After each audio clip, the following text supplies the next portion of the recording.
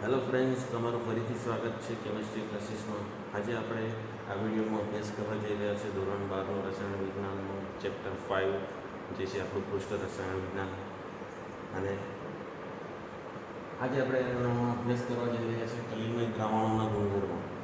આપણે આની આગળ ઘણા બધી વસ્તુઓ જોઈ કે કલિલ કઈ રીતે હોય, કઈ રીતે બને છે, બરાબર.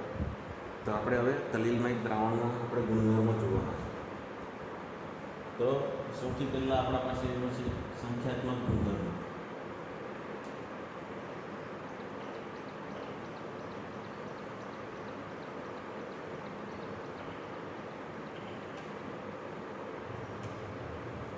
બરાબર. સંખ્યાત્મક ગુણધર્મ કે જેટલા પણ આપણા રસાયણ વિજ્ઞાનમાં આવે છે કે સંખ્યાને અનુલક્ષીને, કે કોઈપણ દ્રાવણમાં અણુઓની અથવા પરમાણુઓની કાં તો કોઈપણ કણોની સંખ્યા કેટલી છે એના ઉપર આધાર રાખે છે.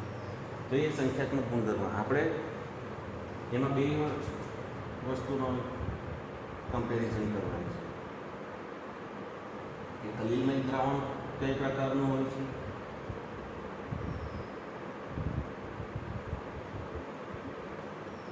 અને સાચું દ્રાવણ.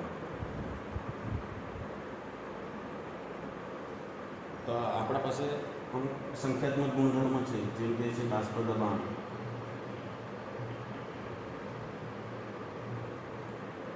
ઉત્કલન બિંદુમાં ઉન્નયન,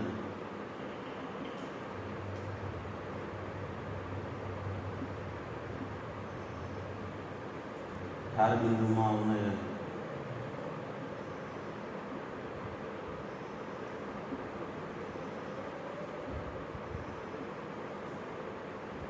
એટલે એવા ઘણા બધા ગુણધર્મ છે જે બધા આપણા સંખ્યાત્મક ગુણધર્મ છે.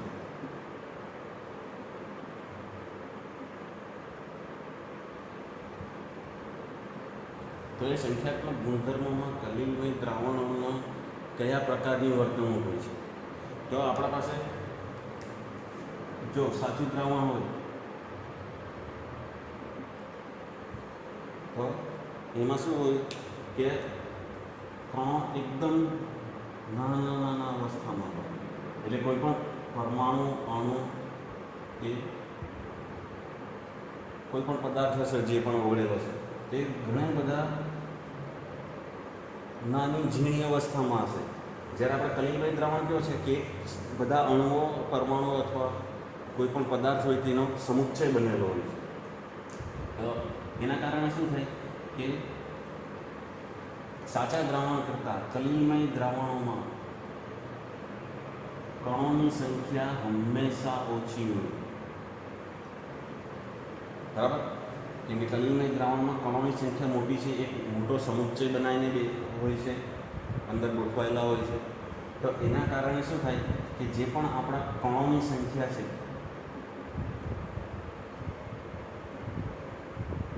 દ્રાવણમાં, એના કણોની સંખ્યા હંમેશા સાચા દ્રાવણ કરતાં કલિલમય દ્રાવણની કણોની સંખ્યા ઓછી હોય છે.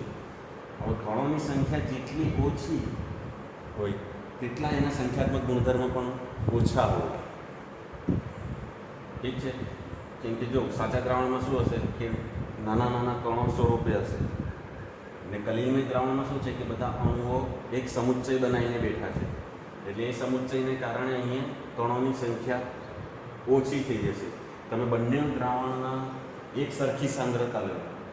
ધારો કે આ 1 લિટર લીધું છે અને કલિલમય દ્રાવણ 1 લિટર લીધું છે, બરાબર. તો એમાં જો કણોની સંખ્યા આપણે જોવા જઈએ તો કણોની સંખ્યા હંમેશા કલિલમય દ્રાવણમાં ઓછી જ હશે. કેમ કે અહીંયા કલિલમય કણો જે છે આપણા એ એક સમુદાયથી બનેલા છે. બધા કણો ભેગા, બધા અણુ પરમાણુઓ ભેગા થઈને એક સમુચ્ચય બનાવીને એક કલિલ કણ બને છે. એટલે કણોની સંખ્યા હંમેશા આપણા કલિલમય દ્રાવણમાં ઓછી હોય. ને જેટલા કણોની સંખ્યા ઓછી તેટલા આપણા સંખ્યાત્મક ગુણધર્મોનું પણ એમાં ઓછા હોય. એટલે આપણા કલિલમય દ્રાવણમાં કેવું હશે, કણોની સંખ્યા ઓછી છે,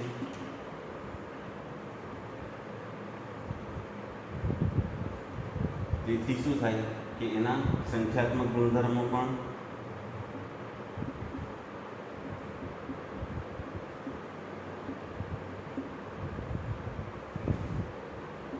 માં પણ ઘટાડો થાય. એટલે તમે સિમ્પલ વસ્તુ છે, તમે જોઈ શકો છો કે બંનેનું સાંદ્રતા આપણે એક સરખી લીધેલી છે, બંને 1 લિટર અથવા 1 મોલર લીધેલા છે, તો સાચા દ્રાવણમાં કણોની સંખ્યા વધારે હશે, કલિલમય દ્રાવણમાં કણોની સંખ્યા ઓછી હશે. ને આ સંખ્યાત્મક ગુણધર્મો આપણે બધા કેવા છે કે દ્રાવણમાં રહેલા કણોની સંખ્યા ઉપર આધાર રાખે. તો જો સંખ્યા જ ઓછી છે તો સંખ્યાત્મક ગુણધર્મો પણ કેવા હશે? ઓછા. એટલે બંને આપણે સરખી સાંદ્રતાવાળા દ્રાવણ લઈએ તો પણ શું થશે? કલિલમય દ્રાવણના સંખ્યાત્મક ગુણધર્મોમાં ઘટાડો થશે. ઠીક છે, તો આ આપણા સંખ્યાત્મક ગુણધર્મો. આગળ જઈએ.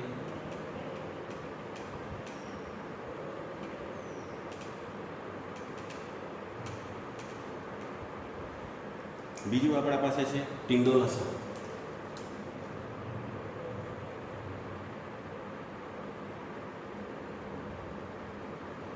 એક્ઝામ માટે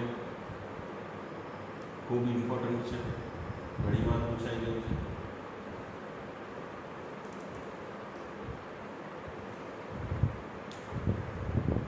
તો ટિંડોલ અસર કોને કહેવાય? તો ટિંડોલ અસર સૌથી પહેલાં ફેરાડે અનુભવી હતી. ત્યારબાદ એક ટિંડોલ નામના વૈજ્ઞાનિકે શોધી હતી. એટલે એના નામ પરથી ત્યારબાદ વધારે અભ્યાસ ટિંડોલ નામના વૈજ્ઞાનિકે કર્યો હતો, એટલે એના પરથી ટિંડોલ અસર નામ પડ્યું છે. ઠીક છે, તો ટિંડોલ અસર તમે ઘણી બધી જગ્યાએ ખાસ જોયું હશે કે આપણા ઘરમાં જ્યારે પ્રકાશ પડતો હોય કશેથી, બરાબર, અલગ જ જગ્યાએ કે આખા રૂમમાં થોડુંક કશેથી અજવાળું આવતું હોય, પ્રકાશ પડતો હોય, તો એની અંદર આપણને ધૂળના રજકણો જોવા મળે. બરાબર, તો એ જ પ્રકારનું છે કે આપણને પછી એ આખું જ્યાંથી પ્રકાશ આવે છે તે આખો રસ્તો દેખાય છે આપણને કે અહીંથી આટલે સુધી આ પ્રકાશ પડે છે. પણ જ્યારે આપણે એ અંધારામાં હોય, બરાબર, તો ત્યારે આપણને આ કણો દેખાતા નથી. ટિંડોલ અસર પણ એના જેવી જ છે કે જ્યારે પણ આપણે જોઈએ કે કોઈ સાચું દ્રાવણ લઈએ અને એક આપણે કલિલમય દ્રાવણ લઈએ, તો જ્યારે પણ આપણે પ્રકાશ પસાર કરીએ એમાંથી, ધારો કે આ કોઈ બલ્બ છે આપણા પાસે, અહીંથી પ્રકાશ જાય છે,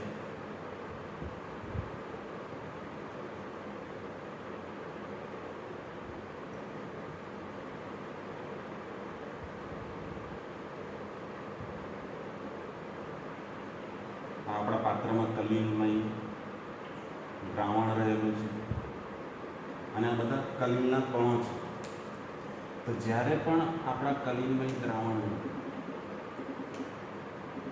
આપણે તમે એક સિમ્પલ એક્ઝામ્પલ કરીને જોઈએ કે જ્યારે પણ કોઈ પણ પાત્રમાં, જો એ આપણું ડિસ્ટિલ વોટર હોય,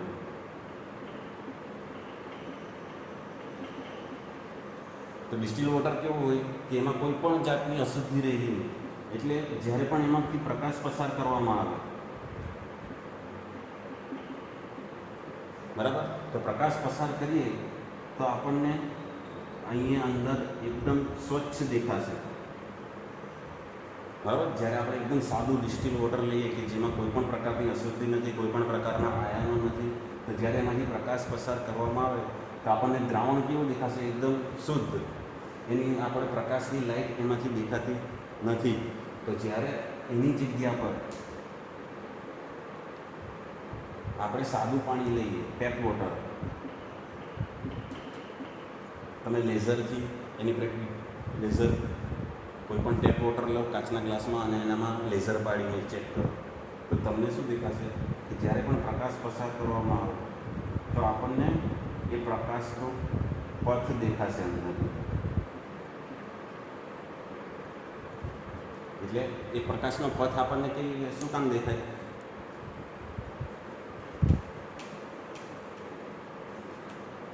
કારણ કે કલિલમય દ્રાવણમાં શું હશે કે નાના નાના બધા કણો હાજર હશે અંદરની બાજુ. તો એના કારણે શું થશે કે જ્યારે પણ એના ઉપર પ્રકાશ આપાત કરવામાં આવે તો એ બધી જ દિશામાં એ પ્રકાશને પ્રકીર્ણન પામશે.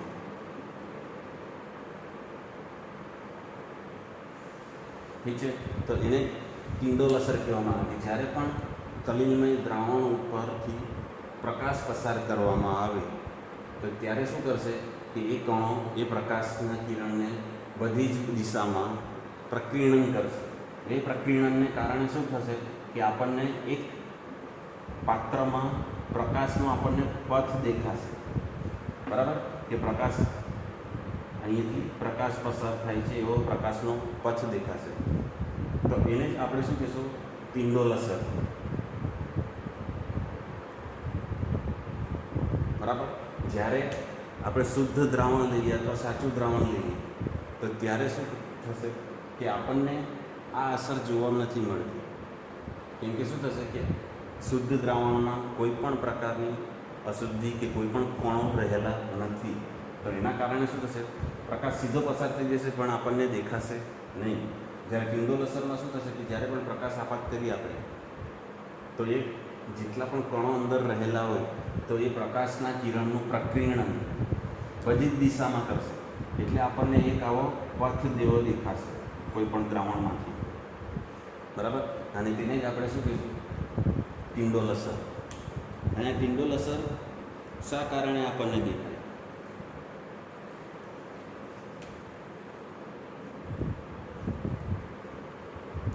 એક તો પહેલું છે કે આપણો દ્રશ્ય પ્રકાશ 400 નેનોમીટરથી 700 નેનોમીટરની વચ્ચે છે. બરાબર, અને આપણા કલિલ કણોનું કદ કેવું છે? 1 નેનોમીટરથી 1000 નેનોમીટર. બરાબર, એટલે તમે જોઈ શકો છો કે પ્રકાશની તરંગ લંબાઈ, આપણા પ્રકાશની તરંગ લંબાઈ, દ્રશ્ય પ્રકાશ જેટલો પણ છે આપણો,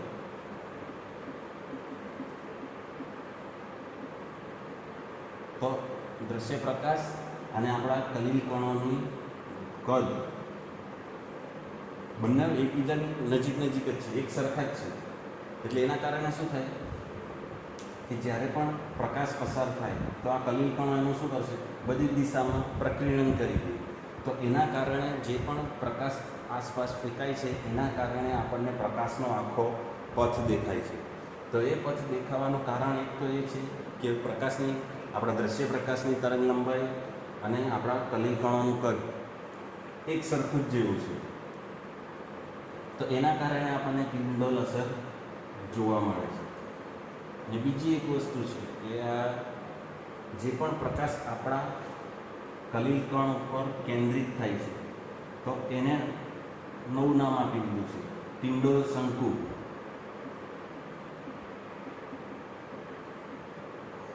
બરાબર, એ થોડુંક સમજવાનું આપણે એ જોઈએ કે જ્યારે પણ આપણે થિયેટરમાં જોતા હોઈએ કે પાછળની નાની સ્ક્રીન પરથી પ્રકાશ નીકળતો હોય અને આખા પડદા ઉપર પડતો હોય છે. બરાબર, તમે સિનેમા હોલમાં જોયું હશે કે પાછળથી નાની એક બારી હોય તો એ બારીના કાચમાંથી એક પ્રકાશ આવતો હોય અને એ પ્રકાશ આખા પડદા ઉપર પડતો હોય છે. તો આ જે પણ છે પ્રકાશનો પથ, તો એને એમણે શું કહી દીધું છે? ટિંડોલ શંકુ. જેથી એનીથી આમ પ્રકાશ આપણા આ પડદા ઉપર પડે છે. તો એવી જ રીતે આના પર પણ એ સેમ વસ્તુ છે કે પ્રકાશ અહીંથી આપાત થાય છે કોના ઉપર? આપણા કલિલમય કણો ઉપર, અને તે પછી પ્રકીર્ણન પામે છે.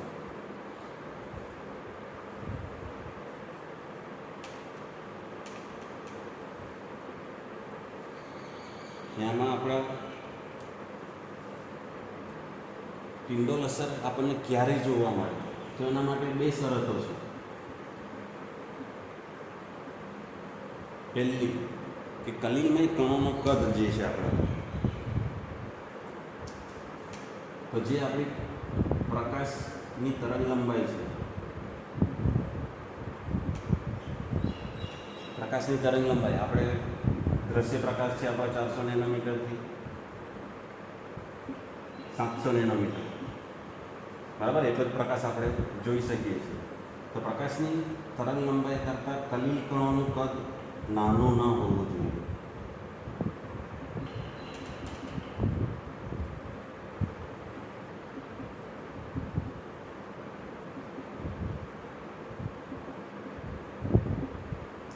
એટલે જો આપણે દ્રશ્ય પ્રકાશથી નાના કલીલમય કણોના કદ હોય તો એ આપણને ત્યારે આપણને ટિંડોલ અસર જોવા મળવાની નથી.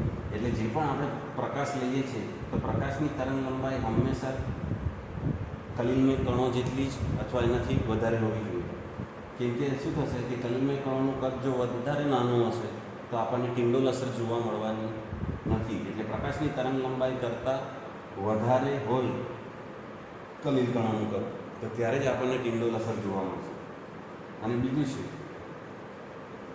કે આપણું કોઈ પણ કલીલમય દ્રાવણ હશે તો એમાં બે વસ્તુ હશે, પરિક્ષેપણ માધ્યમ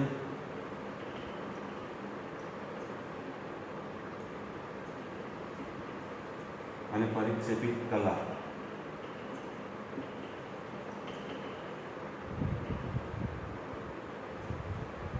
બરાબર. કોઈ પણ આપણા કલીલમય દ્રાવણમાં આપણને બે વસ્તુ જોવા મળશે કે પરિક્ષેપણ માધ્યમ અને પરિક્ષેપિત કલા. તો એમના વક્રીભવનાંક ઘાતાંક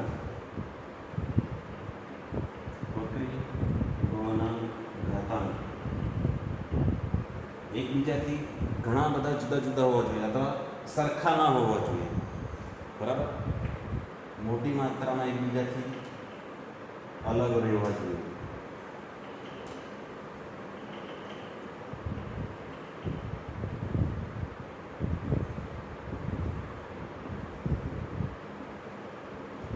મતલબમાં એક વસ્તુ એવું કહેવા માંગે છે કે પરિક્ષેપણ માધ્યમ અને પરિક્ષેપિત કલા આપણા જે માધ્યમ છે અને અંદર રહેલા કણો છે તો એમના વક્રીભવનાંક જુદા જુદા હોવા જોઈએ, બંનેના જુદા જુદા હોવા જોઈએ.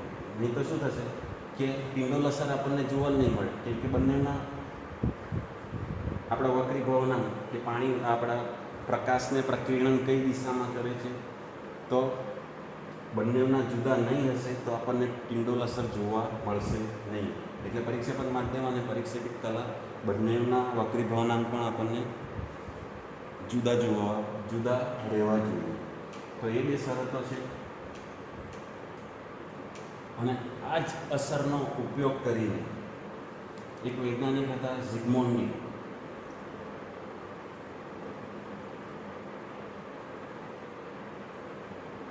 તો ઝિગમુન્ડી નામના વૈજ્ઞાનિકે આ ટિંડોલ અસરનો અભ્યાસ કરીને એના ઉપરથી અલ્ટ્રા માઇક્રોસ્કોપ બનાવ્યું.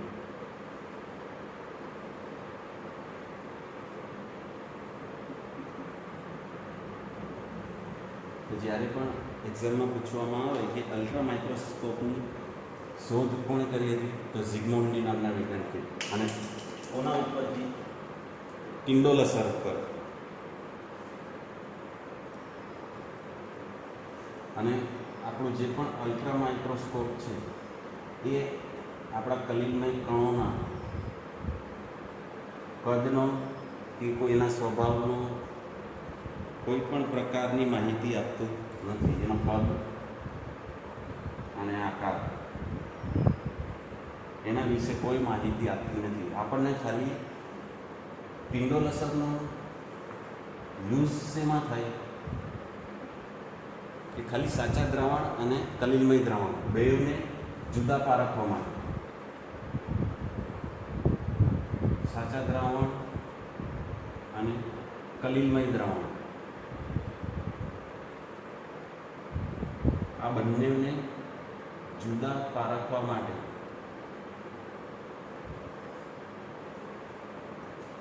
એટલે બંને દ્રાવણને જુદા પારખવા માટે જ ટિંડોલ અસર ટિંડોલ અસરનો ઉપયોગ થાય છે. કેમ કે સાચા દ્રાવણમાં શું થશે આપણને પ્રકાશનો પથ જોવા મળશે નહીં. સાદું દ્રાવણ હશે તો પ્રકાશ આપણને દ્રાવણમાં જોવા મળશે નહીં. અને કલીલમય દ્રાવણ હશે તો શું થશે કે પ્રકાશના કિરણો પ્રકીર્ણન કરશે, એના કારણે આપણને આખા પ્રકાશનો પથ દેખાશે. ઠીક છે, તો આગળ વધીએ આપણે. આગળ છે એના પછીનો રંગ.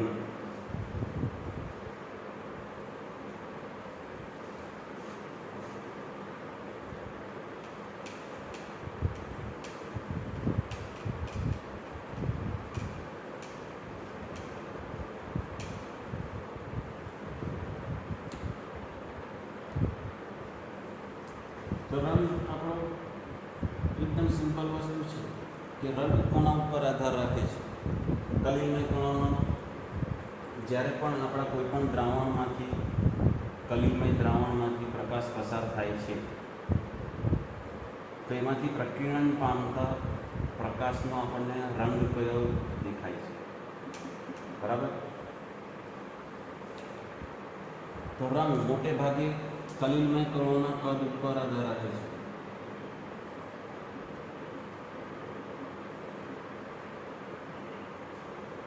બરાબર, કે કલીલમય કણોની કદની સાઇઝ કેટલી છે તથા એમાંથી પ્રકીર્ણન પામતા રંગ આપણા કોના પર આધાર રાખશે? કે આ આપણો જે પણ કણો પરથી પ્રકાશ પ્રકીર્ણન પામે છે તો પ્રકીર્ણન પામતા પ્રકાશની તરંગ લંબાઈ ઉપર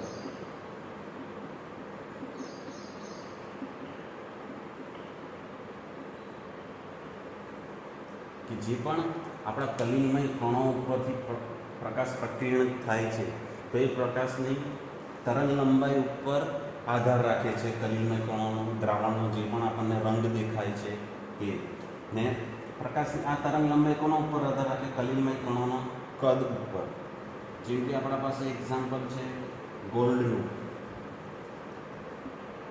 બરાબર, તો ગોલ્ડના કણોની કદની સંખ્યા જેમ જેમ જો કલીલમય જો આપણા ગોલ્ડનું કદ જો નાનું હોય તો એ આપણને લાલ રંગનું દેખાય.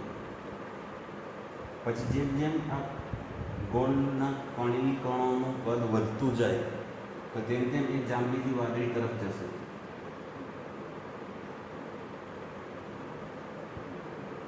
અને છેલ્લે એ સૌથી મોટા કદનો સોનેરી રંગનું દેખાશે.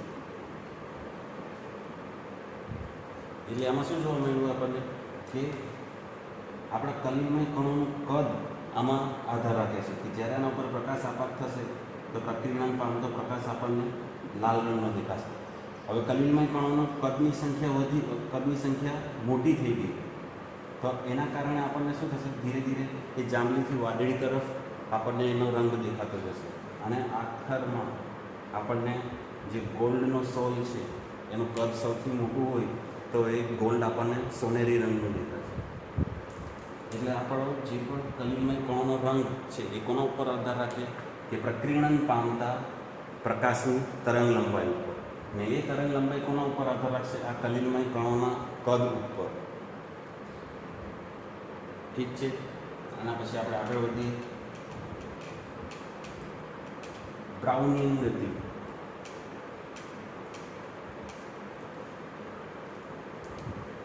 આ પણ ઇમ્પોર્ટન્ટ છે.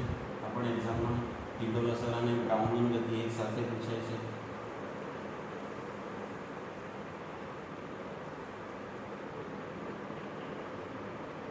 તો બ્રાઉનિયન ગતિ એ સૌથી પહેલાં રોબર્ટ બ્રાઉન નામના વનસ્પતિ શાસ્ત્રએ શોધી હતી.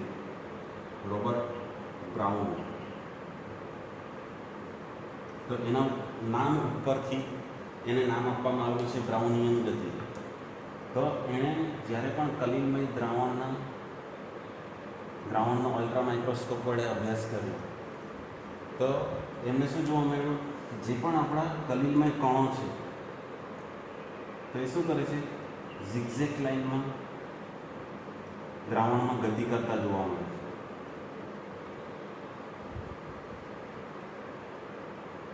બરાબર, એક કણ અહીંયા હશે, પછી થોડા સમય પછી અહીં જઈને અથડાશે, પછી આ જઈને અહીંયા ગોઠવાશે, પાછો અહીં જઈને અથડાશે.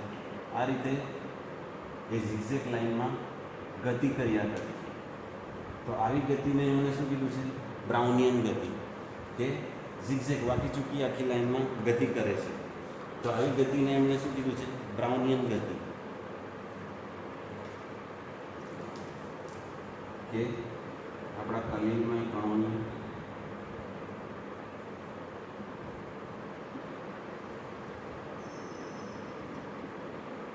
વાંકી ચૂકી ગતિ જોવા મળી.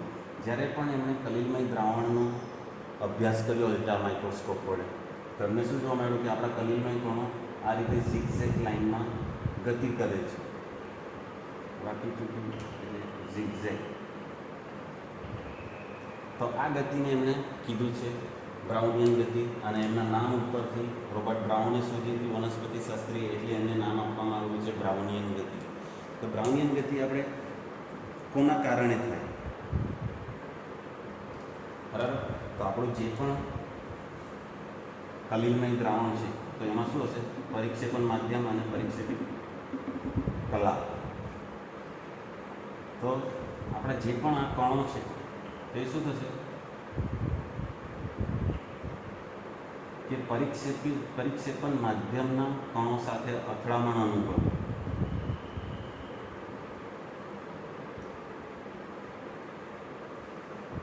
આપણા કોઈ પણ કલીલમય કણો હશે તો બીજી એમાં વસ્તુ કઈ જોવા મળશે? પરિક્ષેપણ માધ્યમ. તો આપણા કલીલમય કણો જે છે એ શું થશે કે પરિક્ષેપણ માધ્યમના કણો સાથે આ રીતે અથડાતા હતા, એટલે એના કારણે બ્રાઉનિયન ગતિ કન્ટિન્યુઅસ ચાલ્યા જ કરશે કે અંદર પરિક્ષેપણ માધ્યમમાં આ બધા આપણા કણો ગતિ જ કર્યા કરશે, કારણ કે પરિક્ષેપણ માધ્યમના બીજા કણો સાથે એ અથડામણ અનુભવે. અને એના કારણે જે આપણા કલીલમય કણો ઉપર છે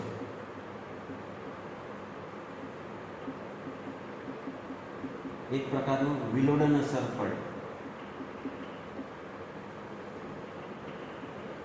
ને વિલોડન અસર એટલે શું કે પહેલાં એક કણ સાથે અથડાશે, એ બીજા કણ સાથે અથડાઈને બીજી બાજુ દિશામાં ગતિ કરશે, એ બીજી દિશામાં જઈને પાછું બીજા પરિક્ષેપણ માધ્યમના બીજા કોઈ કણ સાથે અથડાશે. એટલે આ રીતે અથડામણ થઈને એની ગતિ ચાલુ ને ચાલુ જ રહેશે.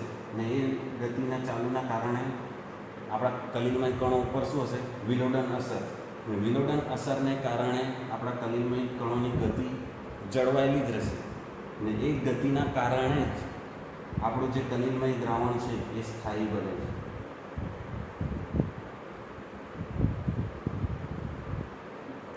કલીલમય દ્રાવણની સ્થાયીતા માટે જવાબદાર છે.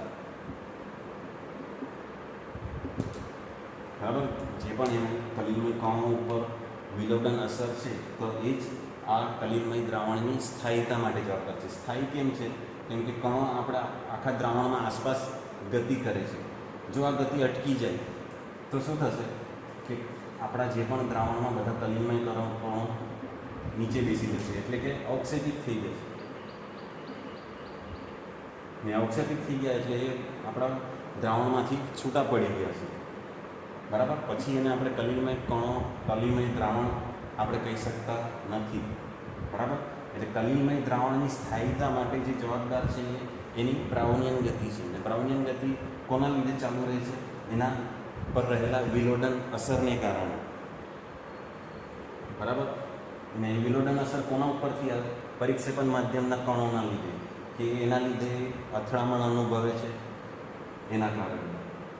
ઠીક છે. તો આપણે આનાથી આગળ વધીએ. કલીલમય કણો પરનો વીજભાર આ પણ ખાસ વધારે ઇમ્પોર્ટન્ટ છે.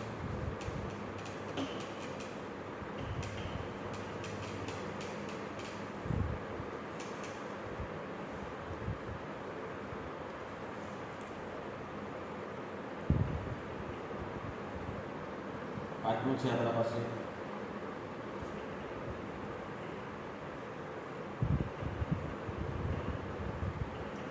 કલીલમય કણો પરનું વીજભાર.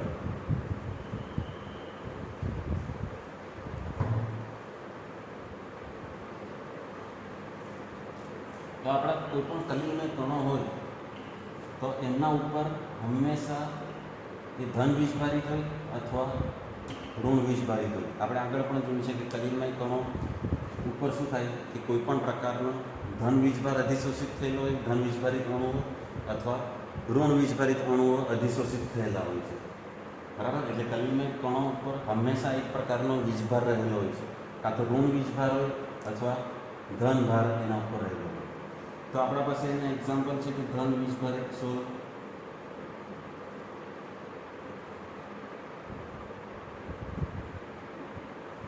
અને ઋણ વીજભારિત સોલ. એના એક્ઝામ્પલ આપણે જોઈએ.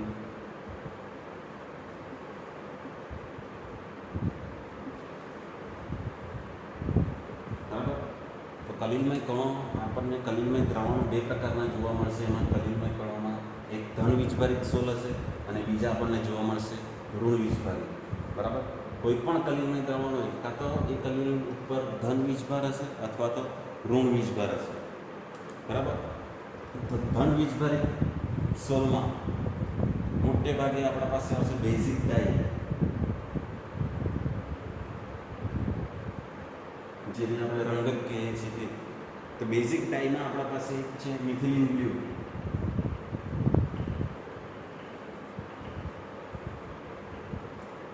બાયોલોજીમાં અભ્યાસ કરતા હશે તેમને ખબર હશે બેઝિક ડાઈ છે આપણી મિથિલિન બ્લુ. અને ઋણ વીજભારિત સોલમાં મોટે ભાગે એસિડિક ડાય આવે છે.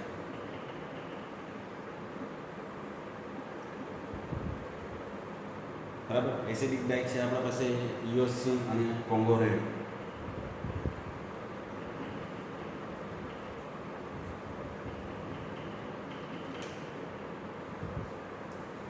બરાબર. બીજી આપણે ઋણ વીજભારિતમાં જોઈએ તો આપણા પાસે કુદરતી છે જીલેટીન. બરાબર. જીલેટીન છે આપણા પાસે. પછી ગુંદર છે, સ્ટાર્ચ છે.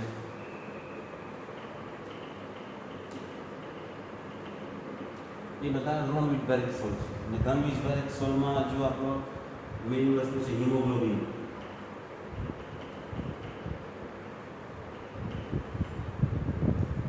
તો આ બધા ધન વીજભારિત અને ઋણ વીજભારિત સોલના આપણા ઉદાહરણ છે. હજુ બીજું આમાં આવી શકે છે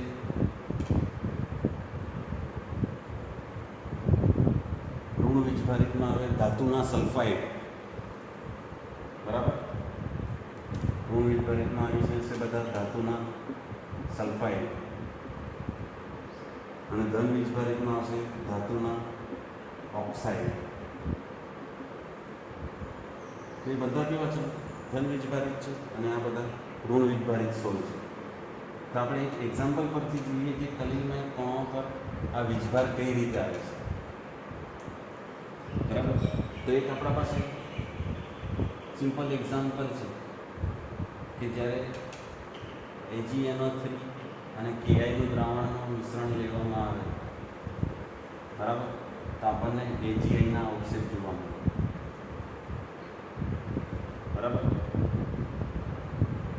તો આપણે ફર્સ્ટ એક્ઝામ્પલ લઈએ કે ધારો કે આપણા પાસે અહીંયા KIનું દ્રાવણ છે.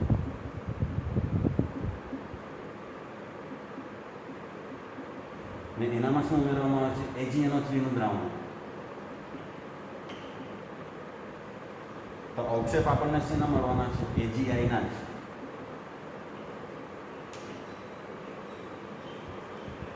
ઠીક છે. તો હવે AgIની આસપાસ શું થશે કે હવે દ્રાવણમાં I- વધારે છે. બરાબર. તો એના કારણે શું થશે કે આ જે પણ આપણા કલિલ બન્યું છે અવક્ષેપ, તો એ અવક્ષેપની આસપાસ આયોડાઇડના અણુઓ ગોઠવાઈ જશે. એટલે જે પણ આપણા અવક્ષેપ બન્યો આ AgIનો, તો એની આસપાસ શું ગોઠવાઈ જશે? I- નું અધિશોષણ થશે. ઠીક છે. આનાથી ઉલટી પ્રક્રિયા કે ધારો કે આપણે દ્રાવણ લીધું છે AgNO3,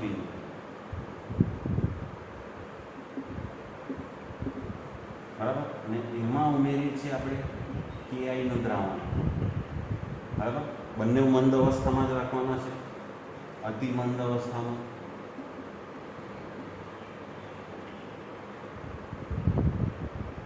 એટલે જ્યારે પણ આપણે AgNO3ના અતિમંદ દ્રાવણમાં KIનું અતિમંદ દ્રાવણ ઉમેરીએ તો ફરીથી આમાં પણ અવક્ષેપ આપણા આવવાના છે AgIના જ. પણ હવે એની આસપાસ શું થશે કે જે આપણે ઉપરથી ઉમેરીએ છીએ તો હવે અહીંયા સિલ્વરનું પ્રમાણ વધી જશે. તો એના કારણે શું થશે કે જે પણ આપણો AgIનો અવક્ષેપ બને છે તો એની આસપાસ જે આપણા સિલ્વર પ્લસના અણુઓ છે તો એ આપણા અવક્ષેપની આસપાસ ગોઠવાઈ જશે. બરાબર. તો આ કિસ્સામાં શું થયું કે આની આસપાસ Ag પ્લસ ગોઠવાય છે. એટલે હવે જો આપણો જે પણ કલીલમય કણ છે AgIનો તો આ કેવો થઈ ગયો? ઋણ વીજભાર વડે ઘેરાઈ ગયો. તો આને આપણે શું કહીશું? ઋણ વીજભારિત સોલ.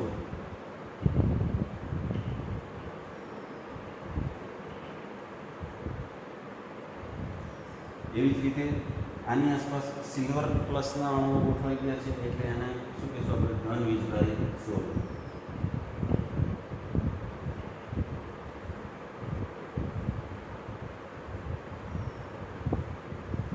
બરાબર. તો આપણા પાસે એની આસપાસ આ ગોઠવાઈ જાય છે એટલે ધન વીજભારિત સોલ મળી ગઈ અને ઋણ વીજભારિત સોલ મળી ગઈ.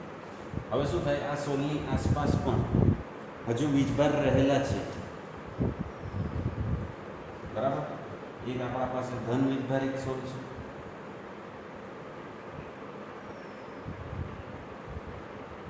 એ બીજી આપણા પાસે છે ઋણ વીજભારિત સોલ.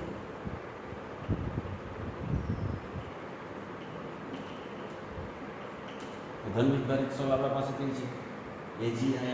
એની આસપાસ શું ગોઠવેલો છે? Ag પ્લસના અણુઓ. અને બીજું છે આપણા પાસે AgI.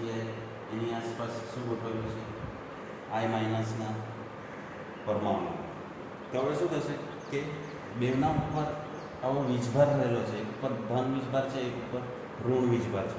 તો એના કારણે શું થશે? એનાથી વિરુદ્ધ વીજભારવાળા અણુઓ એની આસપાસ આવીને ગોઠવાઈ જશે.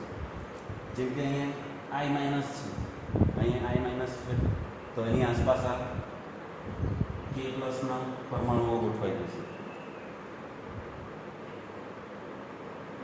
અને AgIની આસપાસ જે છે I માઇનસના અણુઓ ગોઠવાઈ જશે. બરાબર. તો આમાં આપણને બે પ્રકારના લેયર મળે. તો આની આસપાસ હજુ I માઇનસના લેયર ગોઠવાયેલા છે. તો આની આસપાસ આપણા પાસે બે પ્રકારના સ્તર બની ગયા. એક આ પ્લસનું સ્તર, એક માઇનસનું સ્તર. તો એમને પણ નામ આપવામાં આવેલા છે કે જે પહેલું સ્તર છે આપણું તે છે આપણું સ્થિર સ્તર. કે જે આ પહેલા સ્તર બન્યું જે અધિશોષિત થયેલા છે ઋણાયનો તો એ સ્થિર સ્તર છે. ને હવે એની આસપાસ જોડાયેલા છે K plus K plus K plus. તો એ પ્રસરિત સ્તર છે. એનું વહન થયા જ કરતું હોય છે.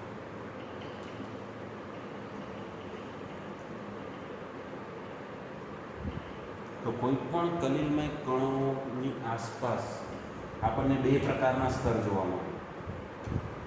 બરાબર. એક સ્થિર સ્તર છે, બીજું છે પ્રસરિત સ્તર. તો આ બંનેના કારણે એક પોટેન્શિયલ તફાવત ઉત્પન્ન થાય. બરાબર. સ્થિર સ્તર અને પ્રસરિત સ્તર વચ્ચે.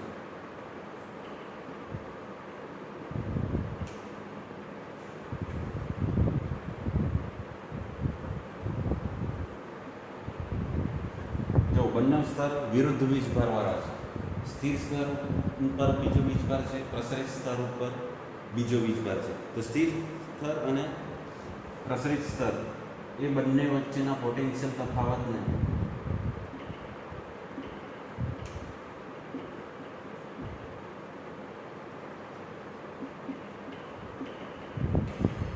ઝીટા પોટેન્શિયલ કહેવામાં આવે.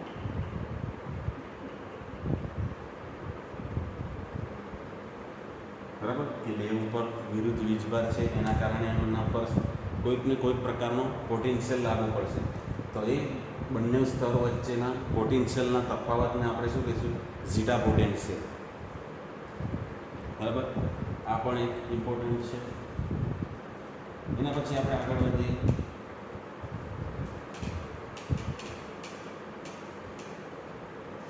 છઠ્ઠું છે આપણા વિદ્યુત કણ સંચાલન.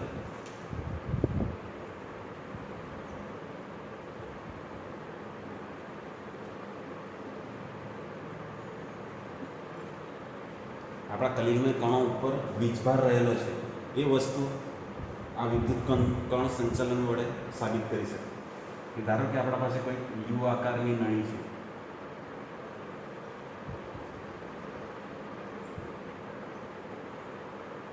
બરાબર, કોઈ પણ યુ આકારની નળી છે અને એનામાં આપણે કલિલમય દ્રાવણ ભરી દીધું છે. બે તરફ પ્લેટિનમના વીજ ધ્રુવ ગોઠવેલા છે.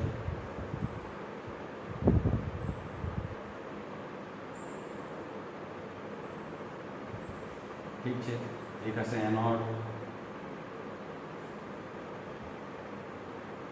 બીજો છે આપણા પાસે કેથોડ.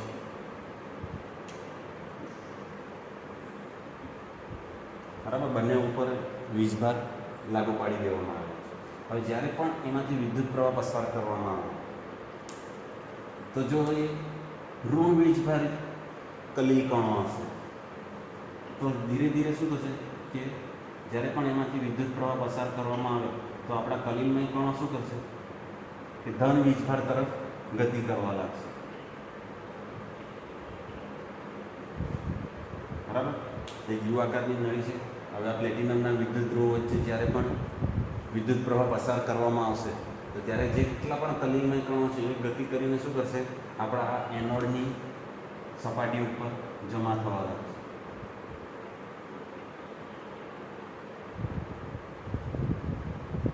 ઠીક છે, એટલે હવે શું કરે છે, જો આપણા કલિલમય કણો ઉપર ઋણ વીજભાર હોય ત્યારે, અને જો ધન વીજભાર હશે તો શું થશે કે બધા કણો કેથોડ તરફ ગતિ કરશે. બરાબર, આપણે અહીંયા ઋણ વીજભારિત ધારેલા છે. હવે જ્યારે પણ આ વિદ્યુત પોટેન્શિયલ વચ્ચે કોઈ અવરોધ મૂકવામાં આવે, બરાબર, જેમ કે આમાં આપણે પાણી ભરી દીધું છે, કે કોઈ પ્રકારનો અહીંયા અવરોધ મૂકવામાં આવે કે કલિલમય કણોને આપણે બીજી તરફ ગતિ કરવા દેવાનો નથી, તો એ સમયે શું થશે કે પહેલાં આપણા કલિલમય કણો ગતિ કરતા હતા, તો હવે એની જગ્યાએ શું થશે, જે આપણું પરિક્ષેપણ માધ્યમ છે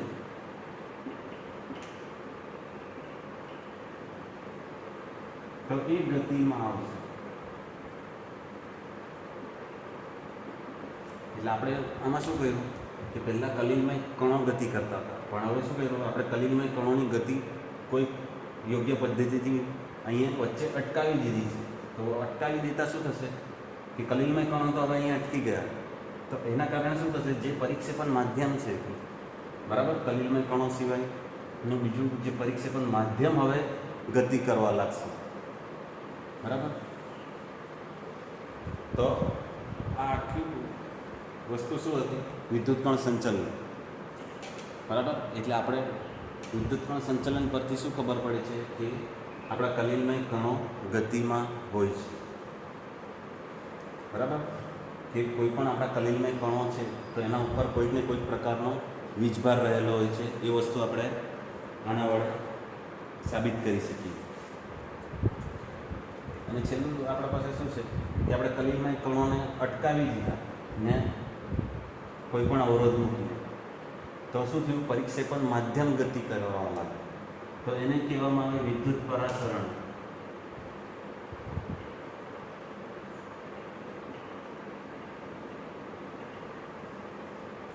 બરાબર, કલિલમય કણોની ગતિ અટકાવી દીધી, એના કારણે શું થાય છે કે પરિક્ષેપણ માધ્યમ હવે ગતિમાં આવે છે. તો એ પરિક્ષેપણ માધ્યમની ગતિને આપણે શું કહીશું, વિદ્યુત પરાસરણ.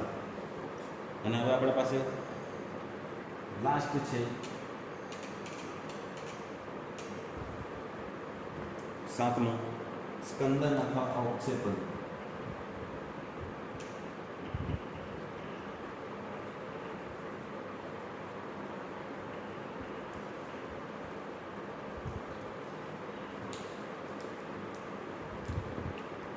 હવે આપણે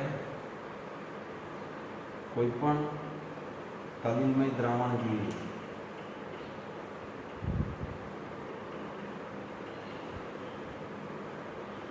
તો એ કલિલમય કણોની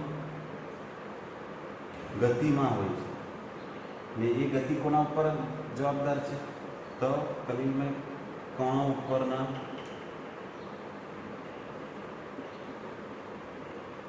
વીજભાર ઉપર, કલિલમય કણો ઉપર વીજભાર રહેલો છે. એ વીજભારને કારણે જ કલિલમય કણો આખા દ્રાવણમાં ગતિ કરે છે અને એના કારણે જ કલિલમય દ્રાવણ આપણું કેવું રહે છે? સ્થાયી. હવે કોઈક ને કોઈક પદ્ધતિથી કલિલમય કણો પરનો વીજભાર જો દૂર કરવામાં આવે,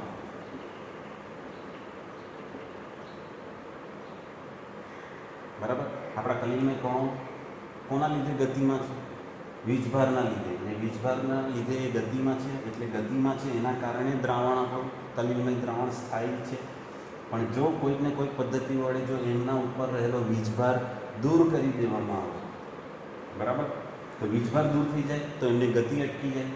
ગતિ અટકી જાય એના કારણે શું થશે કે બધા કલિલ કણો આપણા દ્રાવણમાં નીચે તળિયા તરફ બેસી જશે, જેને આપણે શું કહીશું? સ્કંદન અથવા અવક્ષેપણ. ઠીક છે.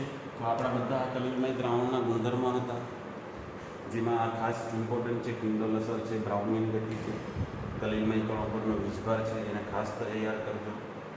તો એના ગુણધર્મોમાં આટલી વસ્તુ આપણને આપેલી છે. ઠીક છે. તો આજના વિડીયોમાં બસ આટલું જ. Thank you.